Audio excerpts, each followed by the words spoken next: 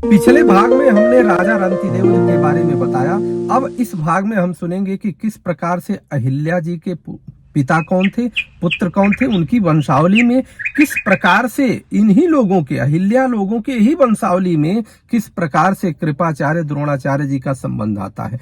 मन्य पुत्र गर्ग की वंशावली में भारयाश्व का जन्म हुआ, जिसके 5 पुत्र थे, इन्हें पांचाल कहा गया। भारयाश्व के पुत्र मुदगल से यमज अर्थात जुड़वा संतानें हुई, और वो जुड़वा संतान जिनके पुत्र का नाम एक दिवोदास रखा गया। जुड़वा में एक पुत्र था और एक पुत्री थी, तो पुत्र का नाम दिवोदास रखा गया और पुत्री का नाम अहिल्या रखा गया।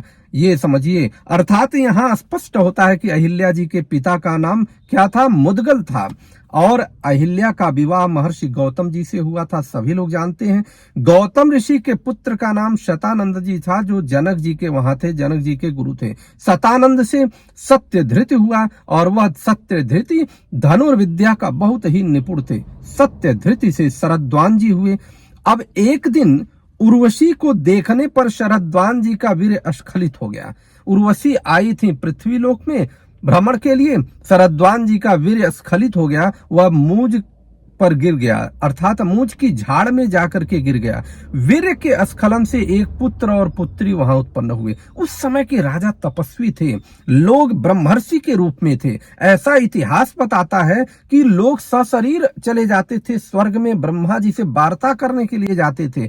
मैं इसको मान सकता हूं, क्योंकि वर्तमान समय में भी बहुत ऐसे लोग हैं जो अपनी तपस्या से बहुत सारे विलक्षण कार्य करते हैं। तो यह पुत्र और पुत्री वह मूछ की झाड़ में थे। उसी समय राजा शांतनु जी जा रहे थे वहां से शिकार खेलते हुए। उन्होंने देखा तो बड़ी उनकी दया आई, और कृपावश उन्होंने दोनों बच्चों को, अर्थात पुत्री और पुत्र को उठा लिया, लेकर के आए, पालन पोषण किया।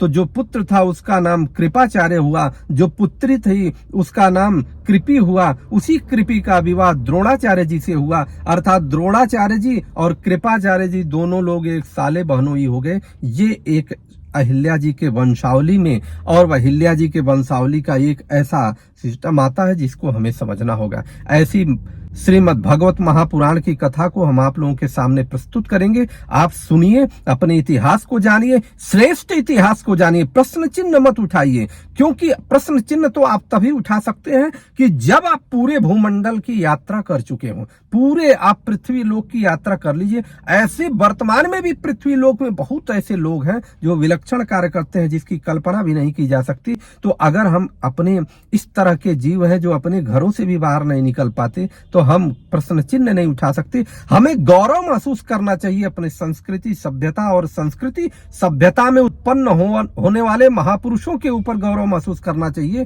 कि ऐसे ऐसे महापुरुष थे। आप सभी लोगों को आगे हम फिर से एक कथा लेकर के आएंगे। जय हिंद।